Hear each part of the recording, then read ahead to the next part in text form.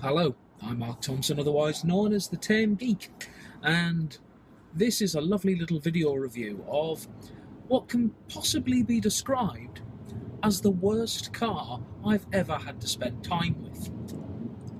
We are talking about the Fiat 500L diesel version.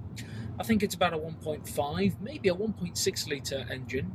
You wouldn't know from the 0 to 60 time, which is somewhere in the region of a week and a half.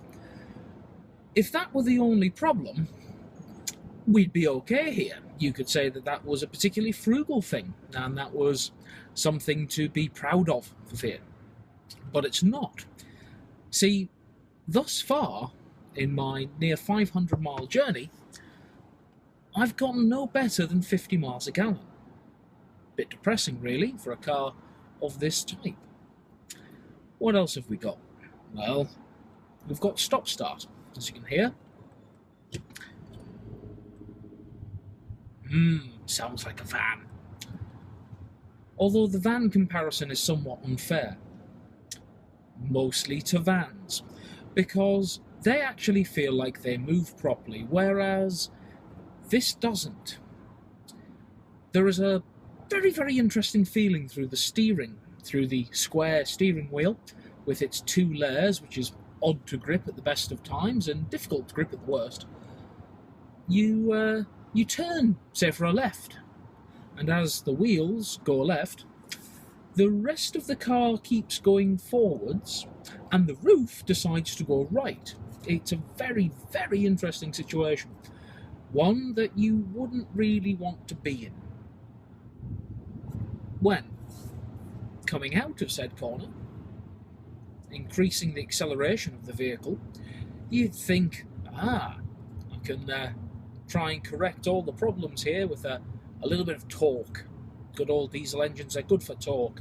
Unfortunately, the torque band in this vehicle seems to be somewhere different in every gear.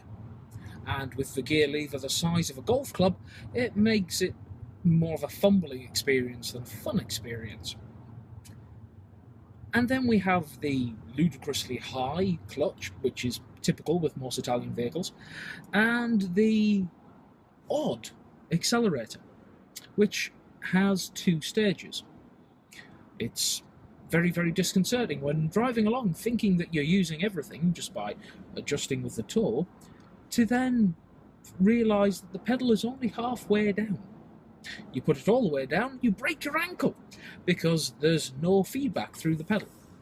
It's horrible, is the best way to describe it.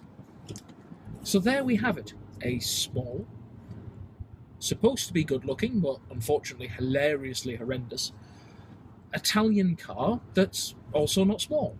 It's actually quite massive. It's one of those things that when you park it and walk away, it doesn't get any smaller. I would have to say that this has been one of the least enjoyable times I've spent in a car.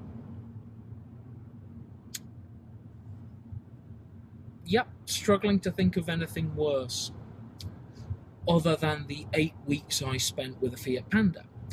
Now, you may think that that's colouring my experience here, and you'd be marginally correct, but you'd be completely wrong as well, because I actually like the proper 500. The little city car that is so cute is a great vehicle. So, why did Fiat screw up so much with this one? Well, it's a question I can't be bothered answering or finding out the answer, because I feel that if I talk to somebody from Fiat about this car, I'll wind up shouting at them. Probably not nice things. If I was to do a list of nice things with this car, just to finish up, because that's a fair thing to do, it does have decent brakes. Oh, and visibility's good. It's like sitting in a greenhouse. The glass in the air pillars is really useful. Not at the moment. I've currently got the camera mounted there, because the windscreen is so far away from you that anything in front of you just disappears onto the bonnet. There we have it, the Fiat 500. A dreadful, dreadful thing.